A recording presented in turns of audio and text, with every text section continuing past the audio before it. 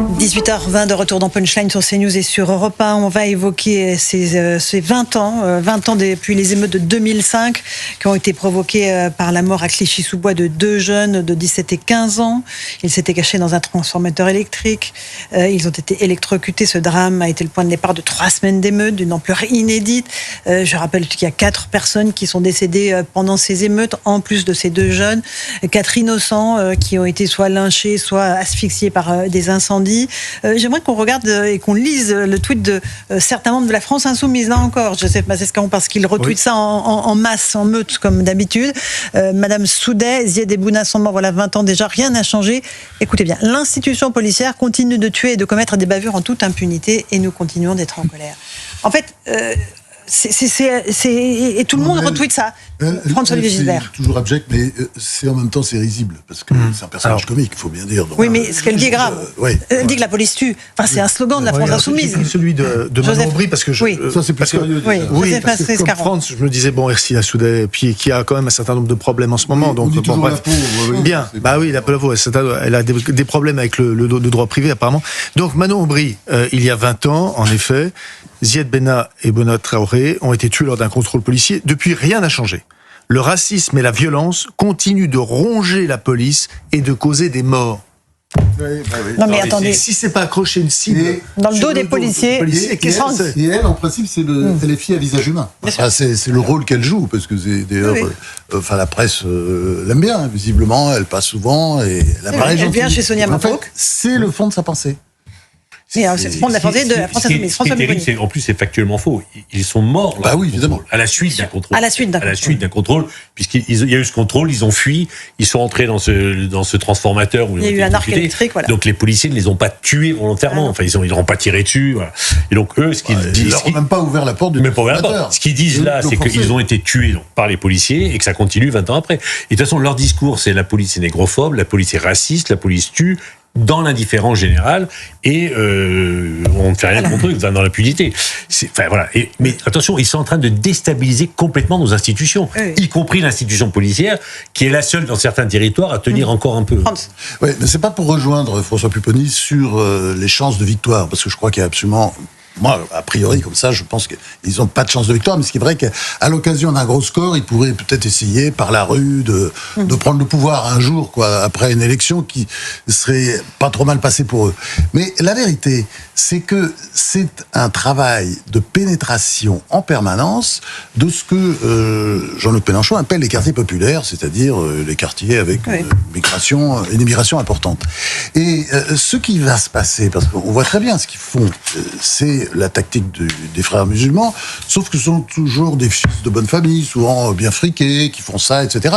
Mais un jour, les frères musulmans, comme je l'ai souvent dit, ils vont reprendre possession de leurs biens, parce que ce sont eux, et ils vont faire comme ils ont fait, d'ailleurs, regardez, en Grande-Bretagne, les frères musulmans ne se gênent pas, en Belgique, ils ne se gênent pas, enfin, ils prennent des positions de pouvoir, ils prennent des postes importants partout. Voilà. Maintenant, aux États-Unis, je ne suis pas sûr qu'ils soient frères musulmans. Zoran Mamdani, le candidat à la mairie de New York, est gratiné dans le genre. Quand on regarde le pedigree, c'est gratiné. Enfin, c'est quelque chose d'horrible. Bon, lui aussi, il y va directement. Je pense que notre société, si vous voulez, nos sociétés sont tellement malades, décomposées, qu'elles sont même capables de se donner à ces genres de personnes. Et la question que je posais, c'est est-ce qu'on a tiré les leçons de ce qui s'est passé il y a 20 ans ? On va juste écouter un tout petit extrait d'un discours de Jacques Chirac à l'époque, novembre 2005, 3 jours avant la fin des émeutes. Il disait « La violence ne règle jamais rien ». Il disait « L'autorité parentale est capitale ». Écoutons-le. Quand on appartient à notre communauté nationale, on en respecte les règles. Les enfants, les adolescents ont besoin de valeurs, de repères. L'autorité parentale est capitale. Les familles doivent prendre toutes leurs responsabilités. Celles qui s'y refusent doivent être sanctionnées comme la loi le prévoit.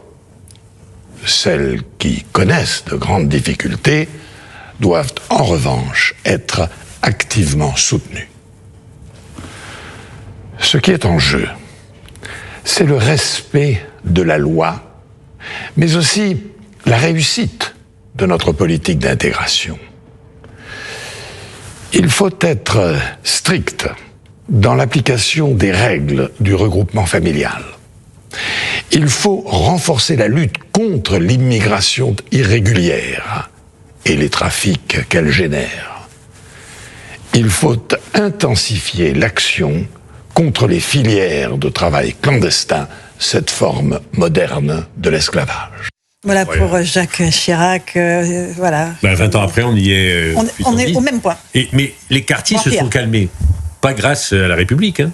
C'est les dealers et les barbus qui calment les quartiers. Hein. Oui. Les dealers et les barbus. Régulièrement, des gens me viennent voir quand j'étais maire en disant Monsieur le maire, il va y avoir une livraison bientôt. Je dis pourquoi tu me dis ça? Parce que les dealers, ils appellent au calme. Donc quand il y avait une livraison, ils ne voulaient pas de policiers. Évidemment.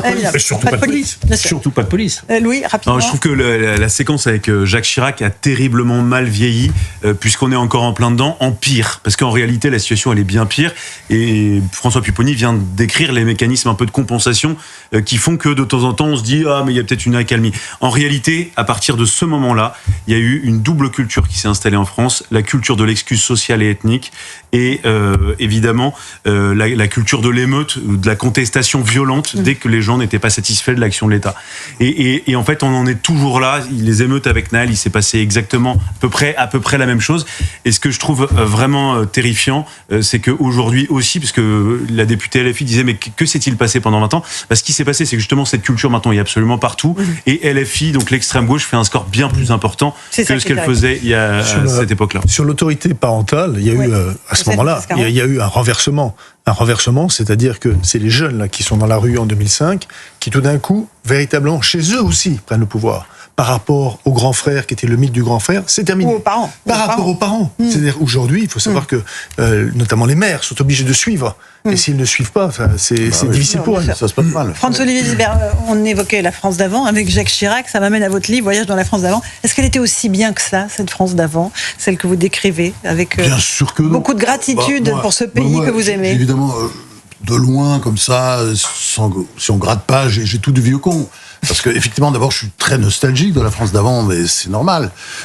Tous ces morts avec lesquels je vis encore, parce que les morts, ils sont vivants en vous, vos parents, la famille, les amis, etc. C'est bon. Et puis aussi des grandes périodes. Vous voyez, il s'est passé des tas de choses, notamment par exemple sur le plan culturel, sur le plan artistique. Je commence ce livre par mes petites rencontres quand j'étais avec ado, Giacometti. Avec Giacometti, par exemple. C'est magnifique. Bon, c'était, attendez, Paris, c'était la grande capitale des arts. Tout le monde regardait Paris. Il y avait Giacometti, il y avait Picasso, il y avait Miro, il y avait Braque. Enfin, la liste est interminable. Ils étaient tous à Paris. Giacometti qui vous dit sois toi-même, n'écoute personne. Ah oui, ça c'était magnifique son truc. Conseil. N'écoute personne. D'ailleurs, quand j'ai retrouvé dans les notes parce que vous écrivez tout. Je me prenais pour un écrivain tout petit. Déjà, j'avais 15-16 ans et je prenais des notes.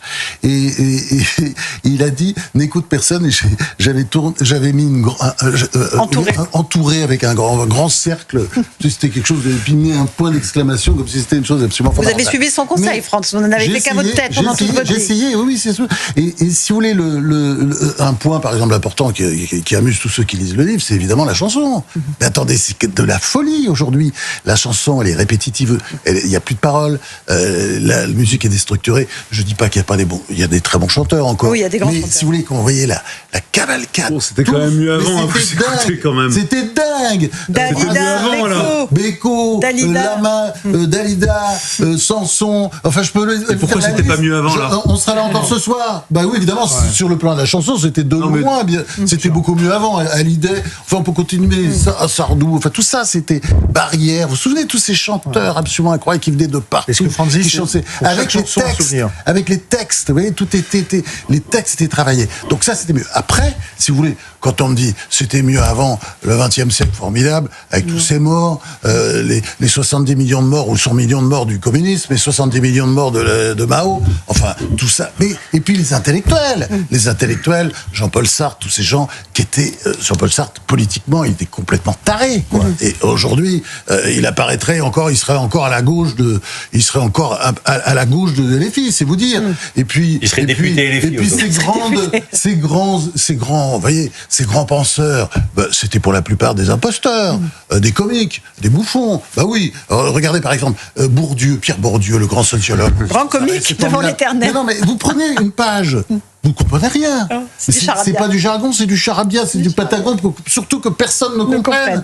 Et ça, bon. Et puis quand il parle au moment des grandes grèves de 95, vous vous souvenez, un discours à la gare de Lyon, débile, où il dit oui, c'est un problème de civilisation, parce que c'était cette grande grève, vous vous souvenez de 95, c'était pour la retraite à 60 ans, le maintien de la retraite à 50 ans des agents de la SNCF. Des agents roulants, vous savez, c'était cette histoire. Tout le pays se met en grève pour ça. Et lui explique que c'est un problème de civilisation. Non mais le pauvre. Bon, et je pourrais continuer sur tous les autres, parce que c'est... Donc, si vous voulez, c'était mieux avant quand même, globalement, pour la France. Bon, on fait juste parce que c'est une grande période pour la France. Et moi, ce livre, c'est un cri d'amour pour la France qui m'a accueilli parce que je suis fils d'immigrés, quand même. Donc, comme beaucoup de fils d'immigrés ou beaucoup d'immigrés, j'ai une passion pour ce pays. J'aime ce pays. Et c'est vrai que depuis, il en a pris plein la figure. Et il y a beaucoup de gens qui sont succédés au pouvoir, qui l'ont abîmé. Et moi, ce livre-là, si vous voulez, c'est un cri d'amour, mais c'est aussi un cri de colère.